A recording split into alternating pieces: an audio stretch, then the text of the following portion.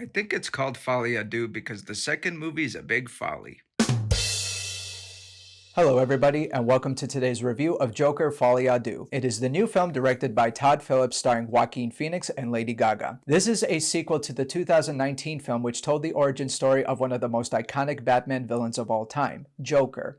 Although that's been recently put in dispute, but I'll talk about that later. Folie à Deux takes place directly after the events of the first film, in which Arthur Fleck, aka Joker, stands trial for the crimes that he committed. Meanwhile, a romance blossoms between him and another fellow inmate named Harley Quinn. This is a woman who idolizes the Joker and pushes Arthur to fully embrace this new persona that he's adopted, regardless of the consequences to him or to the citizens of Gotham. Now, I liked the first Joker. Even after all these years, I still think that Joaquin Phoenix delivered a brilliant and truly original performance. The Oscars got it right that year. This movie, it has been bombarded with nothing but negativity. The hate was real. So I decided to see the film for myself, and unfortunately, it's warranted. Now, I won't say that this is a terrible film by any means. I mean, the film does have its merits. I mean, when it comes to the production quality of this film, it's outstanding. The film spared no expense on cinematography, production design, costume design, and the acting was pretty good. Joaquin Phoenix once again delivers a great performance. In fact, there was one scene in particular in which Joaquin Phoenix is in full clown makeup questioning a witness.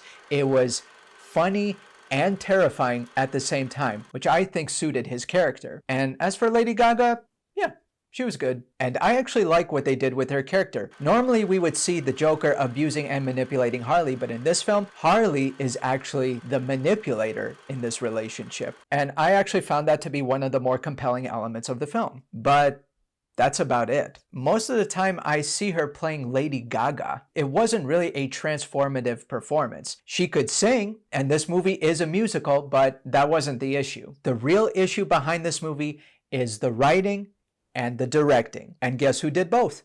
Todd Phillips. Now, he had some good ideas. The film sets itself up as a musical, and I know a lot of people were turned off by that idea, considering the musical is not a very popular genre nowadays. However, I do know that music is used as a form of therapy to help mental patients. So the idea that Arthur Fleck would escape into this reality in which everything was a song and dance and he would be romancing with Harley Quinn in this perfect world, I actually thought that that was a very intriguing idea. However, the execution, oh, I'm sorry, but Todd Phillips has no idea how to direct a musical. It was so dull. Here's an example of a good movie musical, Les Miserables. That movie uses the camera from the body language to the eye movement and forces the audience to really immerse themselves in the situation of the actors. In this movie, no such thing happens. The way you frame a character and how you move the camera and what the camera captures from the actors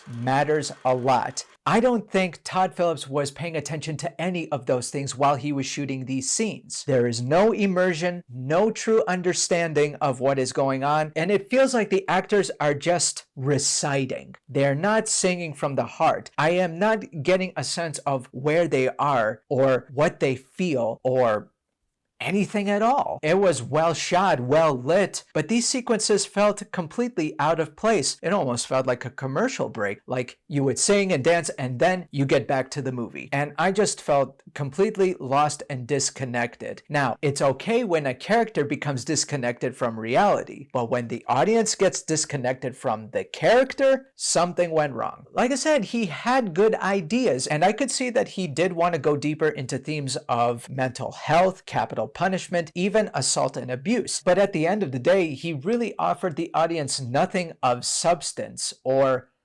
weight.